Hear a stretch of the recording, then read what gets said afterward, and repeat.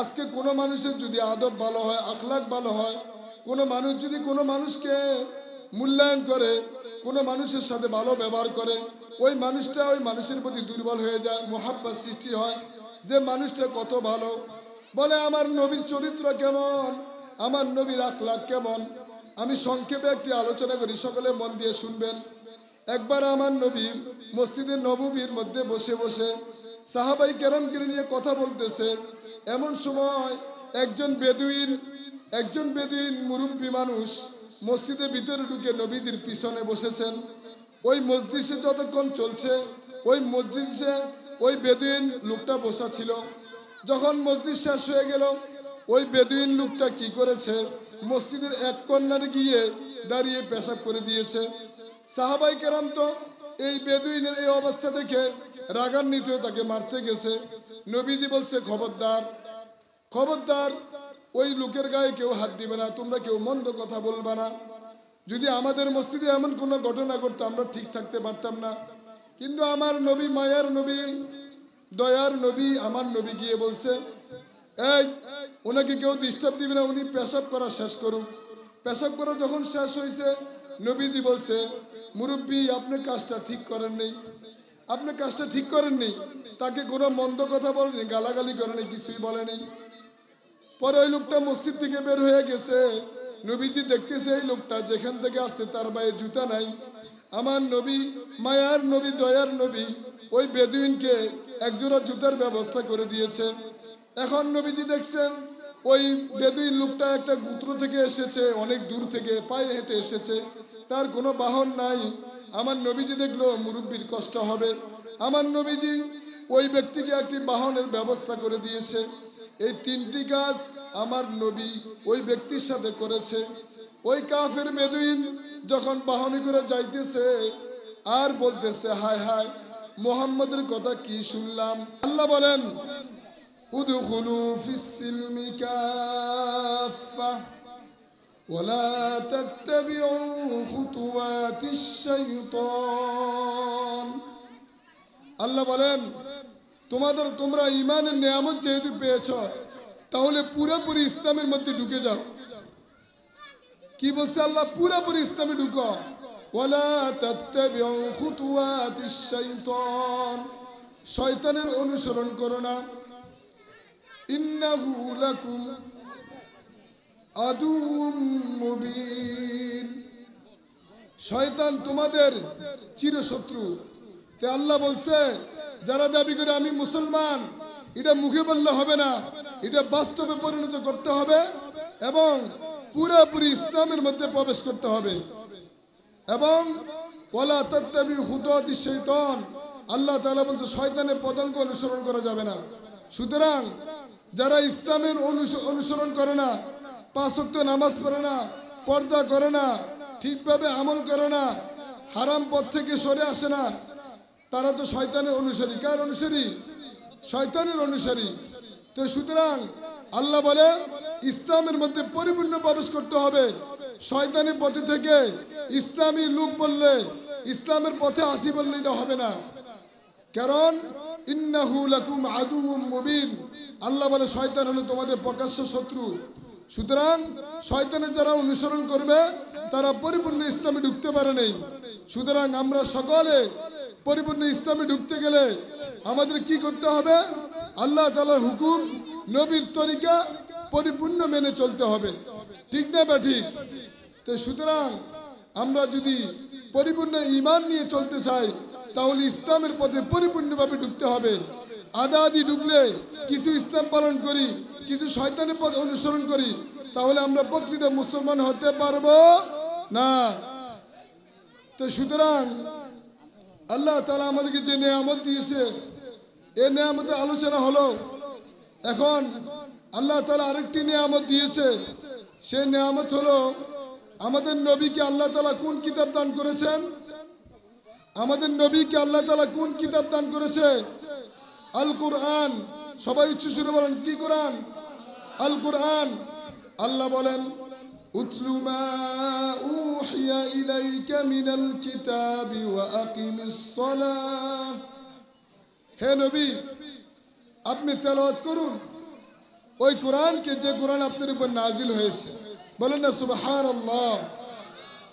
তো যে নবীর উপর কোরআনে কারীমের নাজিল করেছেন আল্লাহ, আল্লাহ স্বয়ং নবীকে বলতেছে, নবী আপনি নিজে কোরআনে কারীমে তেলাওয়াত করুন এবং উম্মতকে কোরআনে কারীমে তেলাওয়াত শিক্ষা দেন। তো সুতরাং আমি তিনটা কথা বলে আমার আলোচনা শেষ করবো ইনশাআল্লাহ।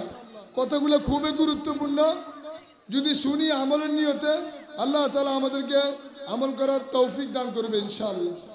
তো সুতরাং আল্লাহ তাআলা বলছেন, নবী আপনি কোরআনে কারীমে তেলাওয়াত করুন, উম্মতকে তেলাওয়াত শিক্ষা দেন। তো সুতরাং কেউ যদি কোরআনে কারীমে তেলাওয়াত করে তার লাভ কি হবে? কোরআনে কারীমে তেলাওয়াত করলে দিলের জং দূর হবে। কি দূর হবে? দিলের জং দূর হবে। দিল, আমরা গুনার কারণে দিলের মধ্যে ময়লা যুক্ত হয়ে যায় বিভিন্ন কাজ করার কারণে। বলে যখন আমি কোরআনে কারীমে তেলাওয়াত করব, আল্লাহ তাআলা আমার দিলকে পরিবর্তন করে দিবে। ঠিক না বা ঠিক? তো সুতরাং কোরআন তেলাওয়াত করলে আল্লাহ তাআলার সাথে ভালোবাসার সৃষ্টি হয়। কি সৃষ্টি হবে? ভালোবাসার সৃষ্টি হবে। কোরআন তেলাওয়াত করলে আল্লাহ তাআলা মুহাব্বত সৃষ্টি হবে। তো সুতরাং যদি কোরআনে কারীমে তেলাওয়াত করলে দিল পরিবর্তন হয়ে যায়, তাহলে তো ওই মানুষ আদবওয়ালা আমলওয়ালা হয়ে যাবে। যার দিল ভালো, আমরা বলি লোকটার মনটা ভালো। ঠিক না বা ঠিক? সুতরাং যার ভিতরে আদব আছে, আল্লাহ বলে, নবীজি বলেন যে ইন্নাল্লাহা লা ইয়ানজুরু ইলা সুওয়ারিকুম ওয়া আমালিকুম বাল ইয়ানজুরু ইলা কুলুবিকুম। আল্লাহ তাআলা তোমাদের চেহারার দিকে তাকান না, তোমাদের সুস্বাস্থ্যের দিকে তাকান না, আল্লাহ তাআলা তোমার দিলের মধ্যে তাকান। কার দিলটা কেমন পরিষ্কার, কার দিলটা আল্লাহর জন্য কাঁদে, কার দিলের মধ্যে আল্লাহ তাআলার মুহাব্বত আছে। আল্লাহ তাআলা সবাই দিল দেখেন। এখন যার দিল যত ভালো, সে অত আদবওয়ালা হবে, আমলওয়ালা হবে, আখলাক তত সুন্দর হবে। এখন যদি একটা মানুষ দেখতে সুন্দর, সুঠাম দেহের অধিকারী, সব কিছু সুন্দর, কণ্ঠ সুন্দর, কিন্তু দিল খারাপ, তার চরিত্র ভালো না, আখলাক ভালো না, ওই মানুষের কোনো মূল্য আছে? একটা মানুষ অনেক দামি মানুষ, তার ভিতরে আখলাক ভালো না, সে চুরি করে, সে ডাকাতি করে, সে মানুষের সাথে ওয়াদা খেলাপ করে, সুতরাং তার দিল ঠিক নাই। আর যার দিল ভালো, সে সমাজের মধ্যে দামি, আল্লাহর কাছেও দামি, সব জায়গায় সে দামি। ঠিক না বা ঠিক? তো সুতরাং যার চরিত্র যত সুন্দর হবে, সেই তত দামি মানুষ হবে। পৃথিবীর মধ্যে শ্রেষ্ঠ চরিত্রের অধিকারী কে? আমার নবী মুহাম্মদুর রাসূলুল্লাহ সাল্লাল্লাহু আলাইহি ওয়াসাল্লাম। নবীজির চরিত্র ফুলের মতো পবিত্র। আমরা আজকে দুনিয়ার মধ্যে যাদেরকে বলি অমুক নেতার চরিত্র ফুলের মতো পবিত্র, আজকে পবিত্র আছে না অপবিত্র হয়েছে? কি হয়েছে বলতে হবে, কি হয়েছে? অপবিত্র হয়ে গেছে। সুতরাং এই কথা আমার নবীর কথাই সাজে। আমার নবীর চরিত্র ফুলের মতো পবিত্র। স্বয়ং আল্লাহ তাআলা নবীজির কথা বলছেন, ইন্নাকা লাআলা খুলুকিন আযীম। আল্লাহ তাআলা আমার নবীকে মহান চরিত্র দিয়ে দুনিয়ার মধ্যে সৃষ্টি করেছেন। নবীজির চরিত্র কেমন, একটা সংক্ষেপে ঘটনা বললে শুনতে পারবেন। আজকে কোনো মানুষের যদি আদব ভালো হয়, আখলাক ভালো হয়, কোনো মানুষ যদি কোনো মানুষকে মূল্যায়ন করে, কোনো মানুষের সাথে ভালো ব্যবহার করে, ওই মানুষটা ওই মানুষের প্রতি দুর্বল হয়ে যায়, মুহাব্বত সৃষ্টি হয় যে মানুষটা কত ভালো। বলে আমার নবীর চরিত্র কেমন, আমার নবীর আখলাক কেমন। আমি সংক্ষেপে একটি আলোচনা করি, সকলে মন দিয়ে শুনবেন। একবার আমার নবী মসজিদে নববীর মধ্যে বসে বসে সাহাবাই কেরামকে নিয়ে কথা বলতেছে। এমন সময় একজন বেদুইন মুরব্বী মানুষ মসজিদের ভিতরে ঢুকে নবীজির পিছনে বসেছেন।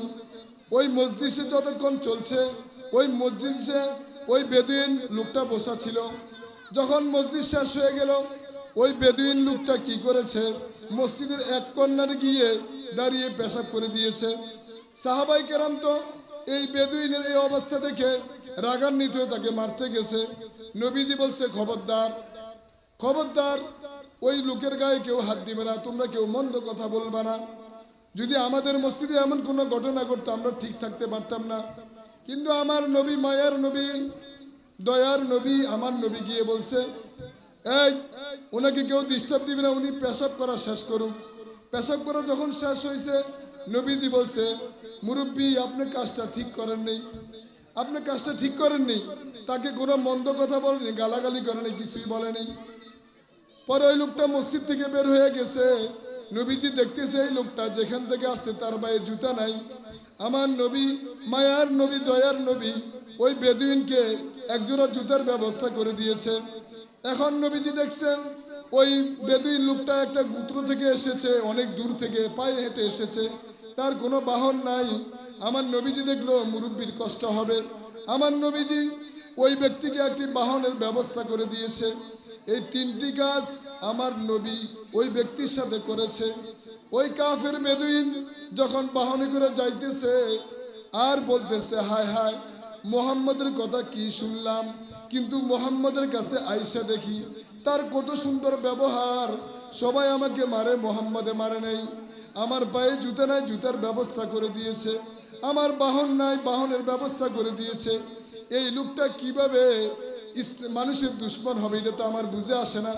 যত তার গ্রামের দিকে যায় তার দিলের মধ্যে নবীর মোহাব্বত আস্তে আস্তে আসতেছে। কি নবী কি শুনলাম আর কি দেখলাম, কি শুনলাম কি দেখলাম। নবীজি গোত্রের মানুষের কাছে গিয়ে বলে, ও গোত্রের ভাইয়েরা সবাই আমাদের সামনে আসো, আমার সামনে আসো। তোমরা মোহাম্মদ সম্পর্কে দূর থেকে যা ধারণা করেছ, মোহাম্মদ তো এমন না। মোহাম্মদের কাছে আমি গিয়েছি, আমি এমন একটি অন্যায় করেছি, তাদের পবিত্র মসজিদে আমি পেশাব করে দিয়েছি, মোহাম্মদ আমাকে কিছু বলে নেই। আমার পায়ে জুতা নাই, জুতার ব্যবস্থা করে দিয়েছে। আমার বাহন ছিল না, বাহনের ব্যবস্থা করে দিয়েছে। আমার মনে বিশ্বাস হয়ে গেছে এই মুহাম্মদ হবে শ্রেষ্ঠ নবী আর এটা হবে শ্রেষ্ঠ ধর্ম, আমার কোনো সন্দেহ নাই। সুতরাং এই গোত্রের যত মুরব্বী নেতারা আছো সবাই আমার সাথে আসো, আমরা মুহাম্মদের কাছে যাই। সকলে মিলে মুহাম্মদের কাছে আসছে। ইয়া রাসূলুল্লাহ, ইয়া হাবিবাল্লাহ, আমরা তো ভেবেছিলাম, আমাদেরকে শুনাইছে যে মুহাম্মদ ভালো না, মুহাম্মদের চরিত্র ভালো না, সে দুশ্মন, দেশের দুশ্মন। নবী গো, আমাদের দিলে বিশ্বাস হয় আপনি শ্রেষ্ঠ নবী, আপনার ধর্মে শ্রেষ্ঠ নবী। আমরা আসছি এখন আপনার কাছে ইসলাম ধর্ম গ্রহণ করার জন্য। আপনি আমাদের সকলকে কালিমা পড়িয়ে মুসলমান বানিয়ে দেন, বলেন না সুবহানাল্লাহ। সুতরাং আল্লাহর নবীর চরিত্র কত সুন্দর। এই যার চরিত্র, যার দিল যত পরিষ্কার হবে তার সাথে মানুষের সম্পর্ক বাড়বে। তো সুতরাং যারা কোরআনে কারিমে তেলাওয়াত করবে এদের দিলকে আল্লাহ তাআলা পরিষ্কার করে দিবে, আল্লাহ তাআলার মুহাব্বত বাড়বে। আল্লাহ বলেন কোরআনে কারিমে তেলাওয়াত যারা করবে তাদের ঈমান বৃদ্ধি পাবে, যারা শুনবে তাদেরও ফায়দা হবে। কোরআনে কারিমে তেলাওয়াত করলে আল্লাহর সাথে মুহাব্বত বাড়বে। কেন? বলে কোরআনে কারিমে যে তেলাওয়াত করবে সে আল্লাহর সাথে কথা বলে। কার সাথে? যদি দুনিয়ার মানুষের সাথে, কোনো মহিলার সাথে, কোনো পুরুষের সাথে বারবার কথা বলি, মহব্বত হয় কি হয় না? মহব্বত হয়। সুতরাং যদি আমি আল্লাহর কালাম পড়ি, আল্লাহর সাথে কথা বলি, আল্লাহ তাআলা বলেন ওই বান্দার সাথে আমার সাথে মহব্বত হয়ে যায়, বলেন না সুবহানাল্লাহ। সুতরাং আমরা সকলে কোরআনে কারিমে তেলাওয়াত করব। কিভাবে করব? সহিভাবে করব, সহিভাবে। কোরআনে কারিমে তেলাওয়াত সহিভাবে করা ফরজ। যখন আমি সহিভাবে কোরআনে কারিমে তেলাওয়াত করব তখন আমার নামাজ সুন্দর হবে। আল্লাহ বলেন ওয়া আকিমিস সালাহ, তোমরা নামাজ কায়েম করো। নামাজ কায়েম করলে লাভ কি হবে? ইন্নাস সালাতা তানহা আনিল ফাহশাই ওয়াল মুনকার। আল্লাহ বলে বান্দা যদি আমার নামাজ তুমি পড়ো তাহলে আমি আল্লাহ তোমাকে গুনাহ থেকে হেফাজত করব, বলেন না সুবহানাল্লাহ। সুতরাং যারা নামাজ পড়বে আর যারা নামাজ পড়ে না তারা গুনাহ করতে পারে না। সুতরাং বেনামাজি বেশিরভাগ গুনাহ করে, নামাজি ব্যক্তি বেশি গুনাহ করে না, নাম্বার 1। 2 নম্বর, যদি নামাজ পড়ে নামাজের মাধ্যমে আল্লাহ তাআলা গুনাহকে মাফ করে দেয়। কি কে মাফ করে দেয়? আল্লাহ গুনাহ সমূহ মাফ করে দেয়। যদি আমরা গুনাহ করি আর যদি গুনাহ মাফের কোনো ব্যবস্থা না থাকে, যদি আমরা বোর্ডের মধ্যে কোনো কিছু লিখি, এটা দিয়ে কি দিয়া মুছি? ডাস্টার দিয়া মুছি। আল্লাহ বলে বান্দা দুনিয়ার মধ্যে যখন তুমি কোনো গুনাহ করবা আর যদি তুমি 5 ওয়াক্ত নামাজ পড়বা, যদি ফজরের নামাজ পড়ে জোহরের আগে গুনাহ করো জোহরের নামাজ পড়লে তোমার গুনাহ আল্লাহ তাআলা মাফ করে দিবে। জোহরের পরে গুনাহ করলে আসরের নামাজ পড়লে আল্লাহ জোহরের গুনাহ মাফ করে দিবে। আসরের পর যদি গুনাহ করো মাগরিবের নামাজ পড়লে আল্লাহ মাফ করে দিবে। এশার নামাজ পড়লে মাগরিবের পরে যে গুনাহ হবে আল্লাহ তাআলা মাফ করে দিবে। এশার নামাজ পড়লে ফজরের নামাজ পড়লে রাত্রি যে গুনাহ আছে আল্লাহ তাআলা মাফ করে দিবে। সুতরাং যেই ব্যক্তি 5 ওয়াক্ত নামাজ পড়বে নবীজি বলে আল্লাহ তাআলা তার সমস্ত গুনাহকে মাফ করে দিবেন। বলেন না সুবহানাল্লাহ। তো সুতরাং নামাজ হলো আসসালাতু মিরাজুল মুমিনিন, নামাজ হলো মুমিনের মেরাজ। নামাজ পড়লে আল্লাহর সাথে সাক্ষাৎ করা যায়। নামাজ পড়লে আল্লাহ তাআলা রিজিকের মধ্যে বরকত দান করে। নামাজ পড়লে আল্লাহ তাআলা রিজিকের অভাব দূর করে দিবে। আর নামাজ পড়লে কি হবে? নবীজি বলেন যে যদি তোমাদের বাড়ির সামনে যদি 5টা পুকুর থাকে, ওই পুকুরের মধ্যে যদি কেউ 5 বার গোসল করে তার শরীরের মধ্যে কোনো ময়লা থাকতে পারে। সাহাবাই কেরাম বললেন ইয়া রাসূলুল্লাহ, ইয়া হাবিবাল্লাহ, কোনো ব্যক্তি যদি দৈনিক 5 বার গোসল করে তার শরীরের মধ্যে কোনো ময়লা থাকতে পারে না। নবীজি বলে ঠিক তেমনিভাবে আমার কোনো উম্মত যদি 5 ওয়াক্ত নামাজ সহি শুদ্ধভাবে ঠিকভাবে পড়ে আল্লাহ তাআলা বলেছেন তারও কোনো গুনাহ থাকতে পারে না। ঠিক না বা ঠিক? সুতরাং আমরা নামাজ পড়ব, নামাজের গুরুত্ব দিব। যেই সমাজের মধ্যে নামাজ থাকবে ওই সমাজে আল্লাহর রহমত নাজিল হবে। যেই দেশের মধ্যে নামাজ থাকবে ওই দেশের মধ্যে আল্লাহর রহমত নাজিল হবে। যেই এলাকার মধ্যে, যেই সমাজের মধ্যে, যে গ্রামের মধ্যে, যে দেশের মধ্যে নামাজ থাকবে ওই এলাকার মধ্যে আল্লাহ তাআলা আসমান থেকে রহমত এবং বরকত ব্যবস্থা করে দিবেন। তে আমরা সকলে 5 ওয়াক্ত নামাজ পড়তে রাজি আছি ইনশাআল্লাহ। এখন 2024 সাল, আজকে শেষ জুমার দিন। 24 সাল বিদায় নিবে, জুমার দিন চলে গেছে। সুতরাং আমরা নিয়ত করি যে বাকি জীবন মৃত্যু পর্যন্ত আমরা নামাজ ছাড়ব না। রাজি আছি না ইনশাআল্লাহ? সুতরাং আমার এই নবীজি নামাজের জন্য অনেক মায়া মোহাব্বত সব সময় উম্মতকে বলছেন আসসালাত আসসালাত। নবীজি মৃত্যুর পূর্বে কথা বলে গেছেন ওমা মালাকাত আইমানুকুম, বলে যে তোমরা নামাজ কায়েম করো এবং শ্রমিককে তার অধিকার ফিরিয়ে দাও, মানুষের হক আদায় করে দাও।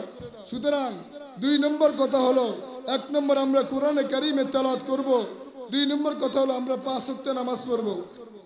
3 নম্বরে আল্লাহ বলেন ওয়ালা যিকরুল্লাহি আকবার। 3 নম্বর হলো আল্লাহ তাআলা জিকির করা। আল্লাহ বলে আলা বিযিকরিল্লাহি তাতমাইন্নুল কুলুব। ও আমার বান্দা, তুমি ঘরের মধ্যে কোনো পেরেশানি হয়ে গেছো, তোমার কোনো কিছু হারিয়ে গেছে, তোমাকে কেউ কষ্ট দিছে, তোমার ব্যবসায় তুমি লস খেয়েছো, বান্দা তুমি যখন মসজিদে নীরবে বসে সকাল সন্ধ্যা একটা সময় বসে আমি আল্লাহ তাআলার জিকির করবা, আমি আল্লাহ তাআলা তোমার দিলের এই টেনশন দূর করে দিবে। বলেন না সুবহানাল্লাহ। তো সুতরাং আমরা সকলে শান্তি চাই। কি শান্তি? বলে দিনের শান্তি।